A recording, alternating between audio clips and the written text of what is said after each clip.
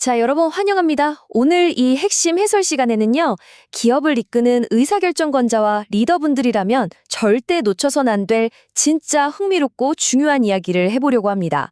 보통 회사에서 ESG 이야기 나오면 사회, 그러니까 S, 그리고 지배구조, G는 왠지 귀찮은 숙제나 규제 준수용으로만 생각하시는 분들 꽤 많으시죠? 근데요, 오늘 우리는 이 생각의 틀을 완전히 깨볼 겁니다. 이 S와 G가 사실은 우리 회사가 롱런하기 위한 아주 핵심적인 리스크 관리 시스템이자 말 그대로 기업의 면역 체계라는 사실을 짚어볼 거거든요. 자, 준비되셨죠? 바로 들어가 보겠습니다. 오늘 우리가 살펴볼 아젠다입니다. 1번, 생존 시스템으로서의 S와 G. 2번, 정말 치명적인 리스크인 인권과 안전. 3번, 공급망과의 동반 성장. 4번, 기업 면역력의 핵심인 윤리와 이사회. 그리고 마지막 5번, 지속 가능한 성장을 향한 리더의 태도까지. 이렇게 5가지 단계를 쭉 따라가면서 논리적으로 한번 펼쳐보겠습니다. 자, 첫 번째 섹션입니다. 생존을 위한 시스템. SNG, 환경, 즉 이를 넘어 회사를 보호하는 방법인데요. 사실 많은 경영진 분들이 ESG 하면 반사적으로 환경 문제부터 떠올리시잖아요. 그런데 우리 회사의 명운을 쥐고 온들 진짜 숨겨진 위험, 그 거대한 빙산은 사실 다른 곳에 숨어 있습니다. 여기서 여러분께 좀 도발적인 질문을 하나 던져볼게요. 대체 왜 눈에 띄는 환경 문제보다 사회나 지배구조, 즉 S와 G 영역에서 회사의 명운을 가르는 진짜 치명적인 위기들이 더 많이 터져나오는 걸까요? 우리 회사를 당장 내일이라도 뒤흔들 수 있는 시급한 평판 리스크가 도대체 어디서 시작되는 건지 오늘 그 고정관념을 확 깨부시길 바랍니다. 지금 보시는 이 내용이 정말 흥미로운데요. 환경 요소인 E, 그러니까 탄소나 에너지 같은 건 눈에 확 보이고 숫자로 딱 떨어지죠. 그런데 S와 G는 완전 다릅니다. 이건 숫자가 아니라 사람, 관계, 그리고 어떤 기준으로 의사결정을 하느냐의 문제거든요. 사람이 흔들리고 내부 기준이 무너진다? 이건 곧바로 돌이킬 수 없는 거대한 평판 리스크로 직결됩니다. 왜냐하면 한 번 바닥을 친 신뢰는 탄소 배출량 줄이는 것보다 회복하기가 수십 배, 수백 배는 더 어렵고 오래 걸리기 때문이죠. 이어서 두 번째 섹션, 치명적 리스크, 인권과 안전, 그리고 기업 가치에 대한 즉각적인 위험입니다. 여러분, 인권이나 산업안전은요, 그냥 연말에 하는 사회공헌 차원의 이야기가 아닙니다. 이건 여러분의 기업 가치를 말 그대로 하루아침에 반토막 낼 수도 있는 아주 즉각적이고 무서운 위협이에요. 자료를 보다가 제가 정말 뼈를 때린다고 느낀 문장이 하나 있는데요.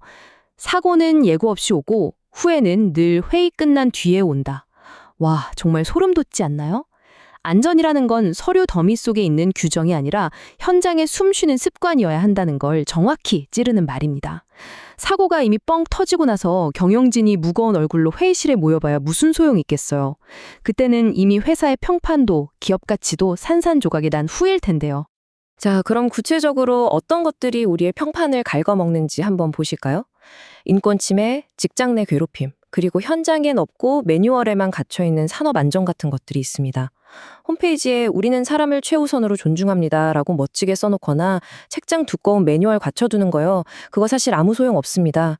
우리 정규직 직원들뿐만 아니라 현장에서 땀 흘리는 파견 인력이나 외주 근로자들까지 진짜로 보호하는 실질적인 시스템이 작동하지 않는다면요. 이 항목들은 언제 빵 터질지 모르는 시한폭탄을 안고 가는 거나 다름없습니다. 그렇다면 진정한 의미의 안전 경영이란 뭘까요? 그냥 규칙 적어놓은 룰북? 절대 아닙니다. 이건 현장에서 일하다가 아차 하는 그 아찔한 순간의 실수들까지 집요하게 추적하고 무엇보다 현장의 작업 속도보다 사람의 생명을 무조건 우선시하는 조직의 아주 끈질긴 습관이어야 합니다. 사실 아무 문제 없이 평화로울 때 안전부서는 그저 돈만 쓰는 곳처럼 보일 수도 있겠죠. 하지만 여기서 실패하면요. 그건 그냥 실수 한 번으로 끝나는 게 아니라 회사 전체의 근간을 통째로 흔들어버리는 가장 치명적인 경영 리스크가 됩니다. 자, 이제 시선을 회사 밖으로 좀 돌려볼까요? 세 번째 섹션, 동반성장과 공급망. 잠재들 부채를 협력적 방어체계로 전환하라입니다. 요즘 시대에 리스크 관리는 회사 정문 안에서만 끝나는 게 아니잖아요. 협력사를 골칫거리나 안고 가야 할 짐으로 보지 않고 리스크를 함께 막아내는 든든한 방어선으로 바꾸는 방법을 살펴볼게요. 여기 아주 중요한 3단계 프로세스가 있습니다. 흔히들 공급망 실사라고 하면 협력사 닥달해서 서류 받아내고 감사 나가서 벌점 주는 걸로 생각하시는데 절대 아닙니다. 1단계, 서로 간에 명확한 ESG 기준을 먼저 세우고요. 2단계, 어디가 위험한지 고위험 영역을 파트너와 함께 찾아내는 겁니다. 그리고 마지막 3단계는 함께 팔 걷어붙이고 개선안을 만들어서 팔로우업 하는 거죠. 한마디로 파트너랑 손잡고 우리 모두의 리스크를 줄여나가는 아주 실무적이고 끈끈한 협업 시스템인 겁니다. 이런 맥락에서 공유가치 창출, 흔히 CSV라고 부르는 이 개념도 완전히 다시 세팅하셔야 해요. 지역사회 돕는다면서 연말에 임원분들 모여서 김장하고 사진 한 장 남기는 거? 그런 일회성 자선 행사가 아닙니다. CSV는 우리 사회의 진짜 문제들을 해결하면서 동시에 우리 회사의 경쟁력을 높이고 밥줄을 챙기는 아주 지독할 정도로 현실적인 비즈니스 전략이라는 점, 리더분들은 꼭 기억하셔야 합니다.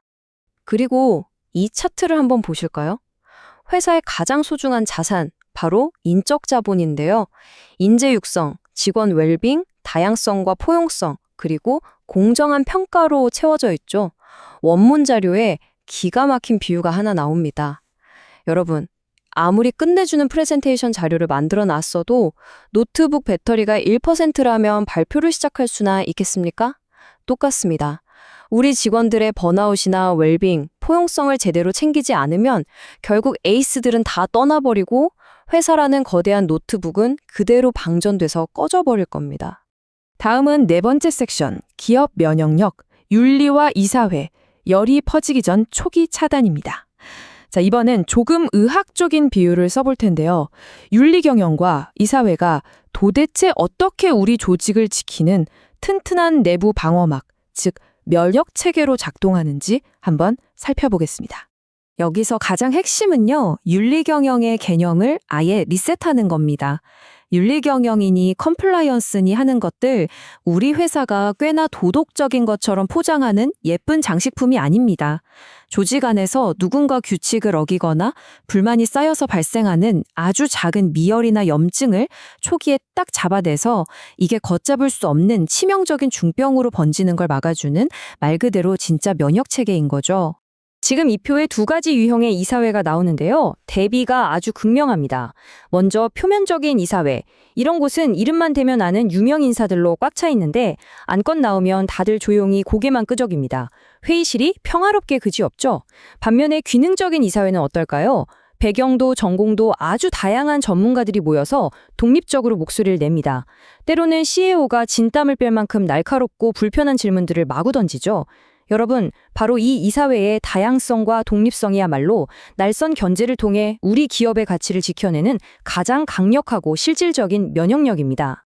그렇다면 이 ESG 거버넌스라는 게 실제로 어떻게 돌아가야 할까요? 정답은 연결입니다. 이사회의 최고 결정권자부터 현장을 뛰는 실무진 끝까지 아주 짱짱한 하나의 선으로 연결되어 있어야 합니다. 이 연결고리가 끊어지면 어떻게 되는지 아세요? 부서들끼리 삥퐁만 치면서 회의만 하루 종일 하다가 정작 실행되는 건 하나도 없는 그 유명한 회의 공화국이 되고 마는 겁니다. 어느덧 마지막 5번째 섹션이네요. 지속 가능한 성장을 위한 태도, 장기 생존을 향한 리더의 과제입니다. 지금까지 우리가 쭉 살펴본 이 시스템들을 다 모아서 당장의 눈앞의 성과가 아니라 우리 회사가 10년, 20년 길게 가기 위해 리더분들이 당장 챙겨야 할 실무적인 지침들을 한번 정리해 보겠습니다. 화면에 보이는 게 바로 핵심 체크리스트 7가지인데요. 인권과 안전정책, 공급망 리스크 절차, 직원 데이터 관리, 전략적인 사회공헌, 유기적으로 연결된 거버넌스, 제대로 작동하는 컴플라이언스, 그리고 마지막으로 다양성과 독립성을 갖춘 이사회까지. 거창한 ESG 슬로건이나 선언문 백날 만들어봐야 소용없습니다. 진짜 ESG는 바로 지금 당장 눈으로 확인하고 실행할 수 있는 이 7가지 실무 항목들을 냉정하게 점검하는 데서 출발하는 겁니다. 자, 여기서 아주 중요한 숫자 하나 띄워드릴게요. 바로 55입니다. 이 시간을 함께 하시는 리더분들, 방금 살펴본 7가지 체크리스트 중에서 과연 몇 개나 당당하게 우리 회사는 잘하고 있다라고 대답하실 수 있나요? 만약 5개 이상의 예스라고 하셨다면 정말 축하드립니다. 여러분 회사의 면역체계는 꽤 튼튼하게 돌아가고 있는 겁니다. 하지만 만약 3개 이하에서 머물렀다면 어휴, 큰일 났는데요. 당장 내일 출근하셔서 시스템 정비부터 시작하셔야 할 아주 시급한 타이밍입니다. 오늘의 해설 시간을 마무리하면서 여러분의 뼈를 때릴 마지막 질문을 하나 던지고 싶습니다. 혹시 지금 여러분 회사의 회의실 너무 조용한 거 아닙니까? 회의실이 평화롭고 아무도 반대 의견을 내지 않는다고 해서 회사가 잘 굴러가고 있다는 뜻이 절대 아닙니다. 오히려 그 침묵은 여러분 회사의 생명력과 가치가 서서히 새어나가고 있는데도 아무도 경고음을 울려주지 않는 아주 위험한 소리일지도 모릅니다. 오늘 우리가 나눈 이 체계적인 리스크 시스템 이야기 꼭 기억해 주시고요. 내일부터는 여러분의 회의실이 아주 건강하고 생산적인 소음으로 꽉 채워지길, 그래서 그 어떤 위기에도 흔들리지 않는 강력한 면역력을 갖추시길 응원하겠습니다. 끝까지 함께 해주셔서 감사합니다.